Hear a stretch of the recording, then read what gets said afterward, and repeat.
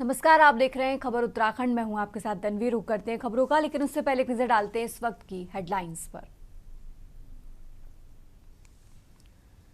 Uttarakhand cabinet बैठक में आए 10 प्रस्ताव। अभियोजन विभाग के नए ढांचे को दी गई मंजूरी। 86 पद हुए स्वीकृत। कैबिनेट बैठक में सहायक अभियोजन अधिकारी के 46 अतिरिक्त पदों की सृजन को मंजूरी। राज्य की दुकानों और संस्थानों में महिला कर्मचारी 9 से सुबह 6 बजे की करेंगे शिफ्ट। पौड़ी में जिला अधिवेशन की तैयारी शुरू। बैठक के साथ शुरू हुई तैयारियां।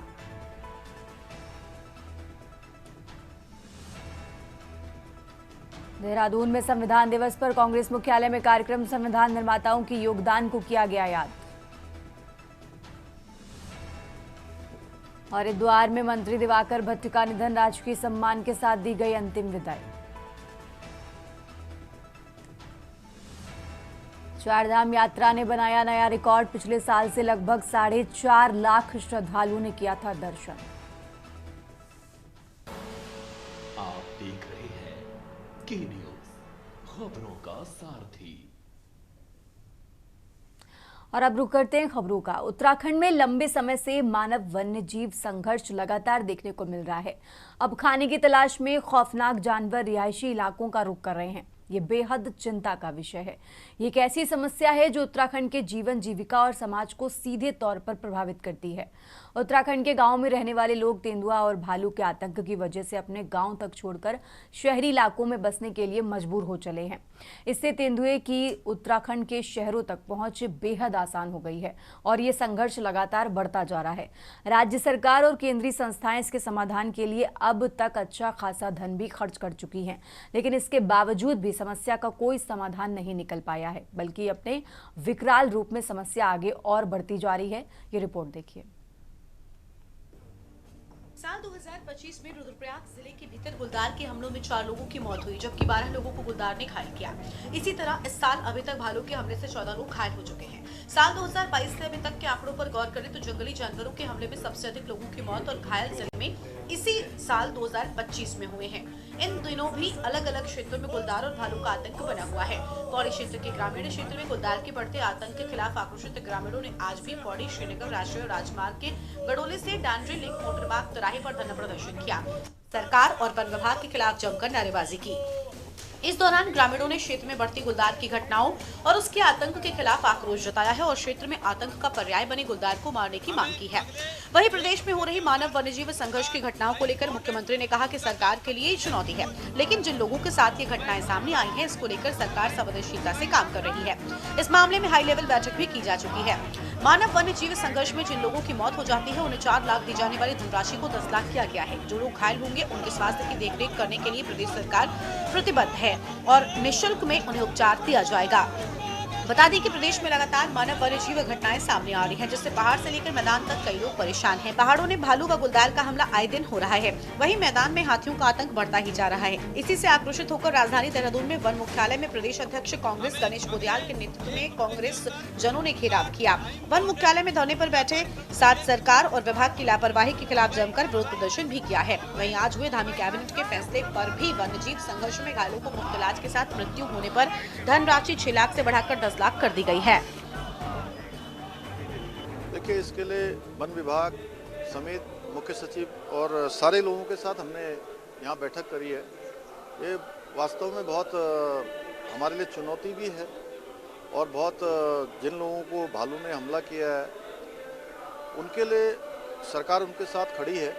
और हमने कहा है कि जहाँ मानव वन्यजीव संघर्ष में जो धनराशि पहले 4 लाख रुपए दी जाती थी, हमने उसको 10 लाख रुपए किया है।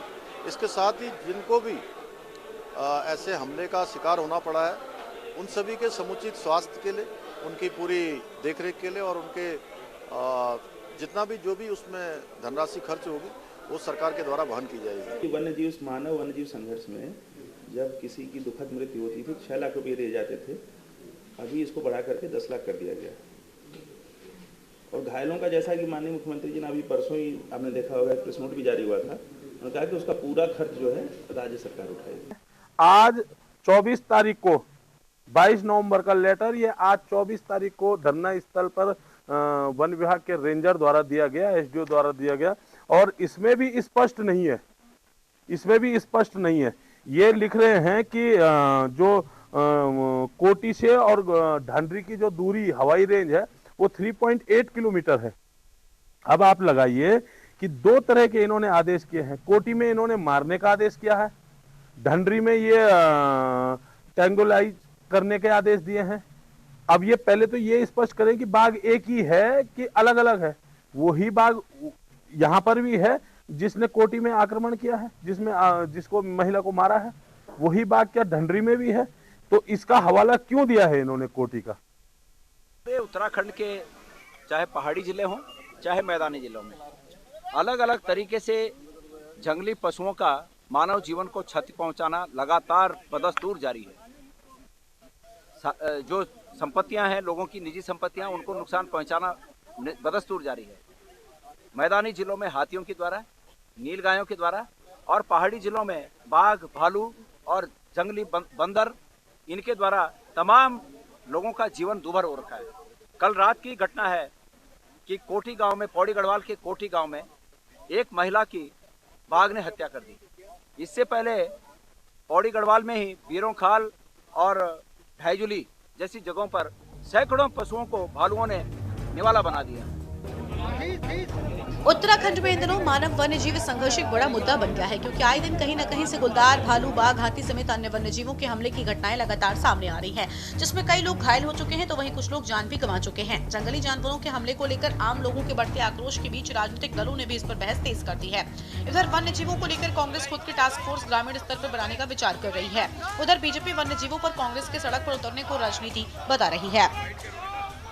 के क्षेत्रों में जंगली जानवरों के आतंक से जनता में भय का माहौल है। लोग घरों से नहीं निकल पा रहे हैं। जंगल में घास लेने के लिए जो महिलाएं जाती थी वो नहीं जा पा रही हैं। बच्चे स्कूल नहीं जा पा रहे हैं। लोग रोजमर्रा के काम निपटाने में भयभीत हैं, क्योंकि भालू का जो आतंक है उससे पूरे उत्तराखंड में आप देख लीजिए, चाहे आप कुमाऊं से देख लीजिए, गढ़वाल मंडल के बहुत से इलाकों में भारी हमले हुए हैं। बहुत जान माल की क्षति हो चुकी है। बाघ का हमला है। इसी तरीके से जंगली सुअरों के आतंक से फसलें चौपट हो रही हैं। तो लोगों में एक तरीके से जंगली जानवरों के प्रति आक्रोश पैदा हो गया है। इन 25 वर्षों में ये देखा जाए कि उत्तराखंड जो है वन आच्छादित क्षेत्र है और वनों में जंगली जानवरों के राशन की बहुत कमी हो चुकी है, क्योंकि जंगल काटे जा रहे हैं। तमाम सत्ताएं अपने पद का दुरुपयोग करके जंगलों में बड़े बड़े रिसोर्ट खड़े कर रहे हैं, जिस कारण जंगली जानवरों को अब जंगल में खाद्य पदार्थ की कमी हो रही है। उदाहरण आपके सामने है, भालू आए दिन आदमियों पे हमले कर रहे हैं। देखिए, कांग्रेस की मंशा कुछ और है। कांग्रेस वन्य जीवों और मानव के इस संघर्ष की आड़ में जो एक माओवादी और एक अराजकता का माहौल प्रदेश में पैदा करना चाहती है, वो कहीं ना कहीं उत्तराखंड की जनता भी समझती है। और इसे लेकर जो ये बयान कांग्रेस से अब ये आए हैं, तो ये कांग्रेस के चाल चरित्र और अपने उनके एक चेहरे की सच्चाई बयान करते हैं। कुल मिलाकर उत्तराखंड में मानव वन्यजीव संघर्ष लगातार बढ़ रहा है, जो कि चिंता की बात है। तो वहीं अब पहाड़ों के बाद मैदानी क्षेत्रों में भी लगातार जंगली जानवरों का आतंक देखने को मिल रहा है। वहीं पिछले 1 माह के बाद भी गुलदार के न पकड़े जाने पर सवाल खड़े हो रहे हैं। पौड़ी में ग्रामीणों 4 दिनों से धरने पर बैठे हैं। खुद मुख्यमंत्री धामी बढ़ते मानव वन्यजीव संघर्ष पर चिंता जता चुके हैं। ऐसे में क्या वन विभाग अब इस संघर्ष को रोकने की दिशा में काम करेगा, देखने वाली बात होगी। Uttarakhand desk report. आगे बढ़ते हैं खबरों में। उत्तराखंड के वरिष्ठ राज्य आंदोलनकारी और पूर्व कैबिनेट मंत्री दिवाकर भट्ट का पार्थिव शरीर खड़खड़ी शमशान घाट पर पूर्ण राजकीय सम्मान के साथ पंचतत्व में विलीन हो गया। दोपहर करीब 2 बजे उनके पुत्र ललित भट्ट ने उन्हें मुखाग्नि दी। इस दौरान शमशान घाट पर जनसैलाब उमड़ पड़ा। राजकीय इस कद्दावर नेता को अंतिम विदाई देने के लिए भारी भीड़ जुटी। मुख्यमंत्री पुष्कर सिंह धामी की ओर से जिलाधिकारी मयूर दीक्षित और एसएसपी प्रमेंद्र सिंह ढोभाल ने पार्थिव शरीर पर पुष्पांजलि भी अर्पित करी।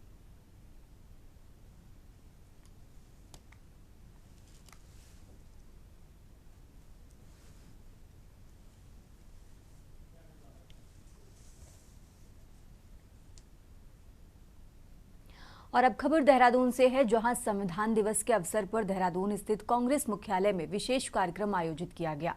इस दौरान प्रदेश कांग्रेस अध्यक्ष ने भारत रत्न डॉक्टर भीमराव अंबेडकर के चित्र पर पुष्प अर्पित कर उन्हें श्रद्धांजलि दी और संविधान निर्माताओं के योगदान को याद किया। प्रदेश अध्यक्ष ने कहा कि संविधान भारतीय लोकतंत्र की आत्मा है और बाबा साहब अंबेडकर का राष्ट्र निर्माण में योगदान सदैव प्रेरणा देता रहेगा। उन्होंने कहा कि कांग्रेस पार्टी संविधान की मूल भावना, समता, न्याय और स्वतंत्रता की रक्षा के लिए प्रतिबद्ध है। कार्यक्रम में मौजूद कांग्रेस पदाधिकारियों व कार्यकर्ताओं ने भी संविधान के प्रति निष्ठा व्यक्त की और देश की एकता और लोकतांत्रिक मूल्यों को मजबूत करने का संकल्प लिया। संविधान दिवस है और संविधान दिवस में कई जगहों पर संविधान बचाओ की भावना से कार्यक्रम रखे गए। उसमें यहाँ पर भी संविधान बचाओ गोष्ठी का आयोजन किया गया। केंद्र की सरकारों को ये सोचने के लिए मजबूर होना पड़ेगा कि संविधान दिवस पर इस देश की जनता को और इस देश के राजनीतिक पार्टियों को संविधान बचाओ का नारा देना। और अब खबर पौड़ी से है, जहां राजकीय शिक्षक संघ ने बैठक करते हुए संगठन के जिला अधिवेशन की तैयारियां शुरू कर दी हैं। बैठक में सबसे पहले राज्य आंदोलनकारी दिवाकर भट्ट के निधन पर श्रद्धांजलि अर्पित की गई। साथ ही पूर्व जिला अध्यक्ष बलराज गुस्साई के निधन पर 2 मिनट का मौन भी रखा गया। दोनों दिवंगत आत्माओं की शांति के लिए प्रार्थना के साथ शोक व्यक्त किया गया। इस मौके पर जिला संरक्षक जयदीप रावत, जिला अध्यक्ष मनोज काला, भवान सिंह नेगी, सुबोध कुकरेती, सुबोध नेगी समेत कई लोग मौजूद रहे।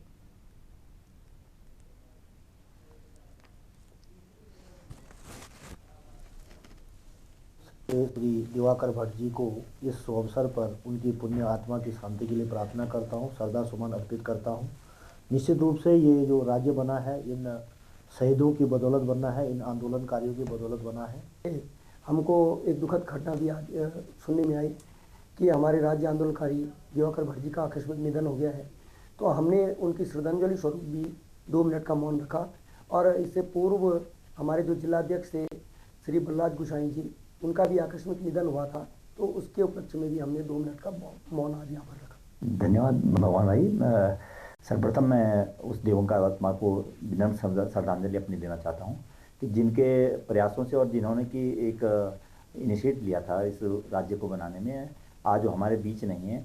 हम उनको हमेशा वो अमर हो गए हैं इस उत्तराखंड राज्य में और हम चाहते हैं कि जो उन्होंने सपना देखा था इस उत्तराखंड के लिए और इस उत्तराखंड की जनता के लिए, उस सपनों को हम साकार करें। और अब खबर देहरादून से है, जहां जिलाधिकारी सविन बंसल ने ऋषिपर्णा सभागार में अतिक्रमण हटाने की प्रगति की 5वीं अंतर्विभागीय बैठक में अधिकारियों को कड़ी चेतावनी दी है। डीएम ने निर्देश दिए कि जिन विभागों की भूमि, सड़क, नहर या भवन पर अवैध अतिक्रमण है, उसे तय समय सीमा में हटाना अनिवार्य है। समय सीमा में कार्रवाई न होने पर संबंधित अधिकारियों का वेतन रोका जाएगा तथा निलंबन व सेवा बाधित जैसी कठोर कार्रवाई की जाएगी।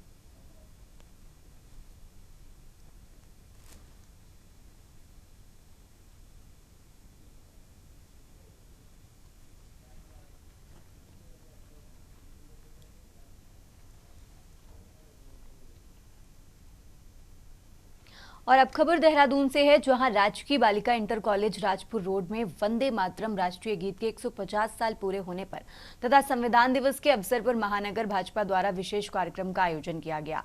कार्यक्रम में उपस्थित छात्राओं एवं जनसमूह ने सामूहिक रूप से संपूर्ण वंदे मातरम का गायन किया, जबकि मुख्य अतिथि के रूप में भाजपा प्रदेश महामंत्री दीप्ति रावत भारद्वाज उपस्थित रहीं।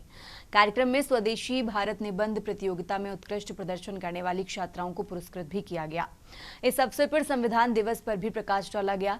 इस तरह के कार्यक्रम देशभक्ति और संवैधानिक मूल्यों के प्रति जागरूकता का संदेश भी देते हैं।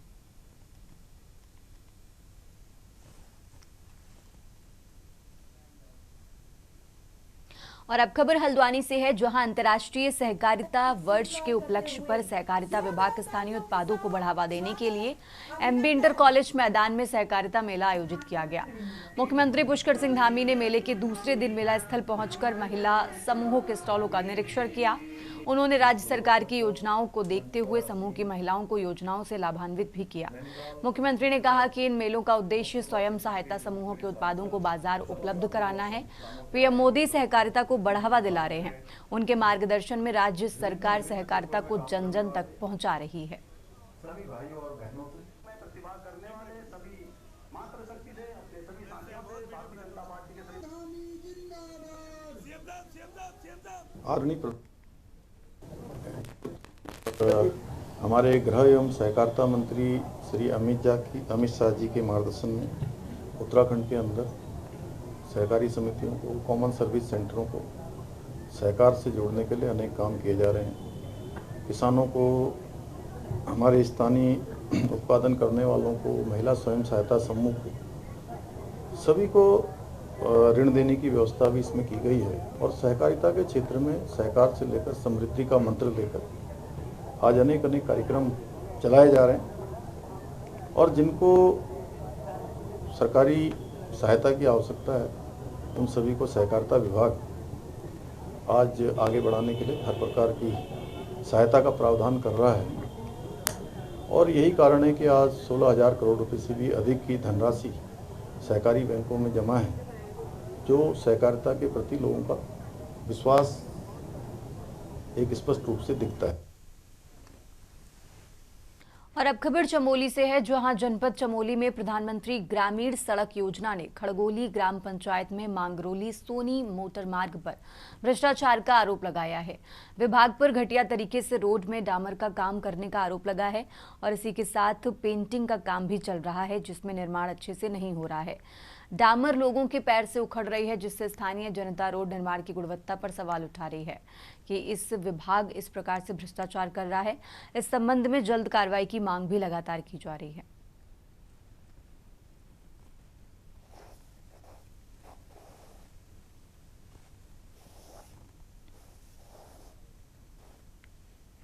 और अब खबर चंपावत से है, जहां लोहाघाट विधानसभा से कांग्रेस विधायक खुशहाल सिंह अधिकारी का एक विवादित वीडियो सोशल मीडिया पर वायरल हो रहा है। ये वीडियो शहीद अग्निवीर दीपक के अंतिम संस्कार स्थल का है, जहां विधायक अधिकारी पुलिस दरोगा से तीखी बहस करते हुए दिखाई दे रहे हैं। वायरल फुटेज में विधायक खुशहाल सिंह अधिकारी ने पुलिस दरोगा को अपमानित करते हुए अपना नौकर कहा, जिससे मौके पर तनाव उत्पन्न हो गया है। इसके अलावा विधायक के बेटे, जो ब्लॉक प्रमुख भी हैं, उन्होंने भी अपनी हनक दिखाने की कोशिश की है।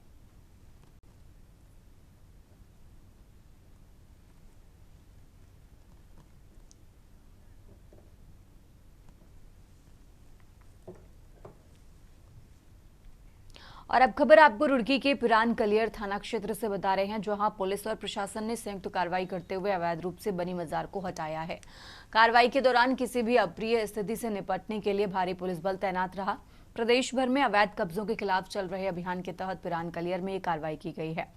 पुलिस और प्रशासन की टीम पिरान कलियर में सीलिंग क्षेत्र में पहुंची है और यहां स्वास्थ्य विभाग को आवंटित जमीन पर लंबे समय से अवैध रूप से मजार बनाई गई थी। कई बार नोटिस देने के बावजूद इसे हटाया नहीं गया, जिसके बाद अब ये कार्रवाई प्रशासन की तरफ से की गई है।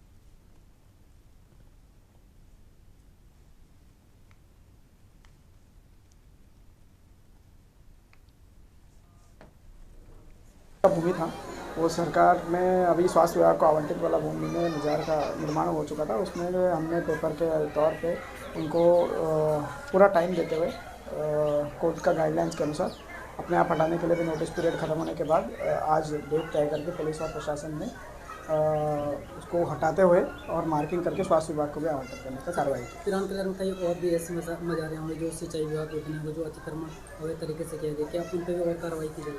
हाँ, उनके खिलाफ भी कार्रवाई किया जाएगा। अपना पेपर्स वगैरह चेक करते हुए उनको विधिवत तरीके से तामील करने के बाद उसके ऊपर भी हमें कार्रवाई की। आगे बढ़ते हैं खबरों में। उत्तराखंड हाईकोर्ट ने रुड़की हरिद्वार के गंदासपुर की ग्राम सभा की भूमि पर ग्राम के ही कुछ दबंग लोगों के द्वारा कब्जा करके फसल उगाए जाने के खिलाफ दायर जनहित याचिका पर सुनवाई की है। मामले की सुनवाई के बाद जो स्थिति कोर्ट को अवगत कराई गई, उस पर कोई संतुष्ट नहीं हुआ। मामले की सुनवाई के बाद कोर्ट की खंडपीठ ने सरकार से याचिकाकर्ता को सुरक्षा मुहैया कराने के निर्देश दिए हैं।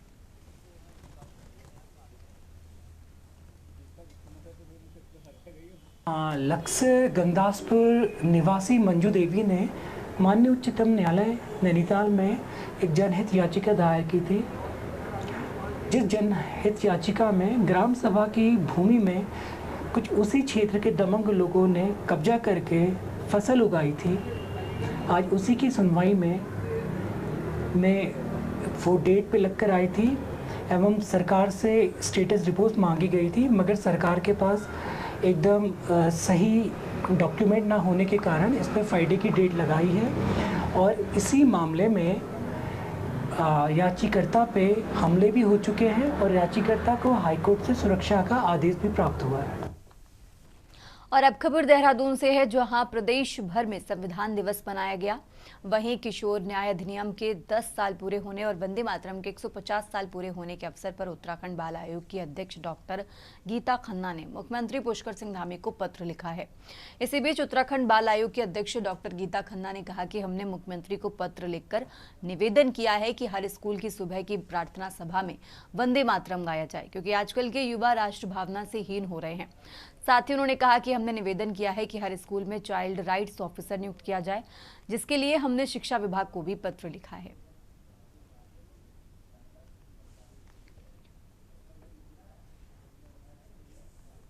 हमने मुख्यमंत्री जी को ये पत्र लिखकर ऐसी हमारी अपनी रिक्वेस्ट करी थी कि वंदे मातरम के 150 साल हो रहे हैं, हमारी रजत जयंती है और उस दिन चिल्ड्रन डे था। तो इस सब के लिए हमने 2 निवेदन किए थे, और एक तो था कि सब विद्यालयों में आवश्यक रूप से सुबह की प्रेयर में वंदे मातरम गाया जाए, बिकॉज राष्ट्र भावना की जो हीन हो रहा है आने वाली जनरेशन, तो वो एक बहुत बड़ी समस्या को जन्म देगा मेरे विचार से। रुक करते हैं अगली खबर का। देहरादून में अखिल भारतीय विद्यार्थी परिषद का 71वां राष्ट्रीय अधिवेशन होने जा रहा है। यह अधिवेशन 28 नवंबर से 30 नवंबर तक देहरादून के परेड ग्राउंड में चलेगा और उत्तराखंड में पहली बार इतना बड़ा राष्ट्रीय अधिवेशन होने जा रहा है, जिसका शुभारंभ अंतरिक्ष वैज्ञानिक तथा इसरो के पूर्व अध्यक्ष डॉक्टर एस सोमनाथ करेंगे। वहीं 30 नवंबर को होने वाले सम्मान समारोह में यशवंत राव केलकर युवा पुरस्कार 2025 गोरखपुर के युवा समाज सेवी कृष्ण पांडे आजाद को प्रदान करेंगे। जो अपना अधिवेशन है वो 28 तारीख से शुरू होगा। उससे पूर्व जो अपनी बैठकों का क्रम है वो आज से शुरू हो चुका है। आज अपनी केंद्रीय टीम की बैठक आयोजित हो रही है। उसके बाद कल हमारी जो बैठक होगी वो इसी परिसर के अंदर जो स्वर्गीय राधेश्याम जी बैठक कक्ष है वहाँ पर केंद्रीय कार्य समिति की बैठक रखी जाएगी, और फिर अपनी राष्ट्रीय कार्यकारिणी की बैठक एवं शाम के समय अपना प्रदर्शनी उद्घाटन का सत्र परसों रहेगा। और प्रदर्शनी उद्घाटन जैसा कि है उसमें प्रदर्शनी का नाम महारानी अबक्का जी के नाम पर रखा गया है, जो कि स्वतंत्रता सेनानी थी। और उसके बाद उसके अगले दिन अपना उद्घाटन सत्र जो अधिवेशन का विधिवत उद्घाटन होगा वो 28 तारीख को रहेगा, जिसमें इसरो के पूर्व चेयरमैन एस सोमनाथ जी रहने वाले। आगे बढ़ते खबरों में, देहरादून में कांग्रेस पार्टी ने अपने नेशनल टैलेंट हंट प्रोग्राम को औपचारिक रूप से लॉन्च किया है। इस अवसर पर कांग्रेस के राष्ट्रीय प्रवक्ता आलोक शर्मा ने देहरादून के कांग्रेस मुख्यालय में प्रेस वार्ता कर कार्यक्रम की शुरुआत की है। इसी बीच आलोक शर्मा ने कहा कि ये कार्यक्रम पार्टी की विचारधारा, संविधान, लोकतंत्र और न्याय के मूल्यों में विश्वास रखने वाली प्रतिभाशाली और ऊर्जावान व्यक्तियों को खोजने के लिए शुरू किया गया है। इसका मुख्य उद्देश्य नए प्रवक्ताओं, पैनलिस्ट, रिसर्च कोऑर्डिनेटर और पब्लिसिटी कोऑर्डिनेटर जैसे पदों के लिए योग्य उम्मीदवारों का चयन करना है, ताकि पार्टी के जनाधार को मजबूत किया जा सके।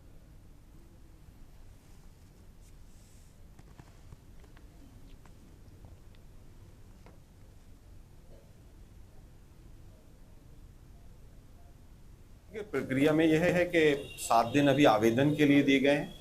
उसके बाद एप्लीकेशंस में स्क्रूटनी होगी। स्क्रूटनी के बाद फिर 3 स्तर पर उनका चयन होगा, राष्ट्रीय स्तर पर, राज्य स्तर पर और जिला स्तर पर। मीडिया स्पोक्सपर्सन, मीडिया पैनलिस्ट और रिसर्च के लोगों को हम सेलेक्ट करेंगे। मेन जो क्राइटेरिया रहेगा वो ये रहेगा कि कांग्रेस के साथ उनकी कितनी अटैचमेंट है, कांग्रेस का कितना ज्ञान है, बीजेपी सरकार के प्रति उनकी किस तरह की नीतियाँ रही हैं, कितने पढ़े लिखे हैं, क्योंकि मीडिया में जाना है तो प्रेजेंटेशन कैसी है, भाषा की शैली कैसी है, भाषा पर कितना कमांड है, कम्युनिकेशन स्किल्स कैसी हैं, इस तरह के तमाम पैरामीटर्स रहेंगे। उनके आधार पर हम अपनी नई टीम चयनित करेंगे। और अब खबर रुड़की से है, जहां हरिद्वार को मुख्यमंत्री पुष्कर सिंह धामी की मंशा के अनुसार मॉडल जनपद बनाने की कवायद तेज हो गई है। इसी कड़ी में जिलाधिकारी मयूर दीक्षित रुड़की पहुंचे, जहां उन्होंने शहर की स्वच्छता, यातायात और स्वास्थ्य सेवाओं को लेकर कई अहम निर्देश जारी किए हैं। रुड़की के सिविल लाइंस स्थित चंद्रशेखर चौक के पास जिलाधिकारी मयूर दीक्षित ने समस्त विभागों के अधिकारियों के साथ निरीक्षण किया और अधिकारियों को शहर को साफ सुथरा रखने के निर्देश दिए हैं। और इसी के साथ जिलाधिकारी मयूर दीक्षित ने कहा कि शहर के सभी प्रमुख चौराहों का सौंदर्यीकरण कराया जाए और स्वच्छता में किसी तरह की लापरवाही बर्दाश्त नहीं की जाएगी। देखिए, अभी माननीय मुख्यमंत्री जी द्वारा निर्देश दिए गए कि हरिद्वार जनपद को एक मॉडल जनपद बनाया जाए स्वच्छता को लेकर। तो उसी क्रम में सभी डिपार्टमेंटल ऑफिसर्स के साथ हम काम कर रहे हैं और इसमें हरिद्वार हो, रुड़की हो, हमारा जो बॉर्डरिंग जितने भी हमारे टाउन्स हैं, जितने हमारे एंट्री पॉइंट्स हैं डिस्ट्रिक्ट के, सभी जगह हम सौंदर्यीकरण का, साफ सुथरा शहर हो उस तरह के हम निरीक्षण कर रहे हैं। टॉयलेट्स हमारे सारे साफ हो, सार्वजनिक हमारे चौराहों को लेकर भी अभी चर्चा की गई। जितने हमारे चौराहे हैं उनका भी ब्यूटिफिकेशन का कार्य नगर निगम के माध्यम से या HRD के माध्यम से, यानी जो भी इसको टेकअप करेंगे उनको कराया जाएगा। साथ ही कई स्वयंसेवी संस्थाएं हैं, कई कंपनीज हैं जो इसमें आगे बढ़ चढ़कर वो भी हिस्सा लेना चाहती हैं, उनके साथ भी हम इस बार बैठक करेंगे। उत्तराखंड की खबरों में फिलहाल इतना ही। आप देखते रहिए के न्यूज़ इंडिया।